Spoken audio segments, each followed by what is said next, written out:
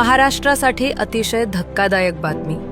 बारामतीत झालेल्या विमान अपघातात उपमुख्यमंत्री अजित पवार यांचे दुर्दैवी निधन झाले आहे.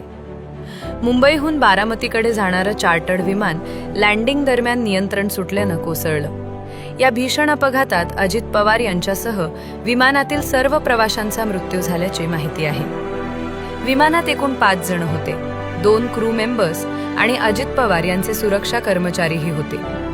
अपघातानंतर विमानाला भीषण आग लागली आणि घटनास्थळी मोठ्या प्रमाणात नुकसान झालं.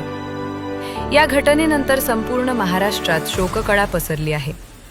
राजकीय नेते, प्रशासन आणि नागरिकांकडून श्रद्धांजली अर्पण केली जात आहे. अपघाताचं नेमकं कारण काय याचा तपास सुरू आहे. आम्ही तुम्हाला पुढील अपडेट देत राहू. फॉलो करा विस्तार मराठी.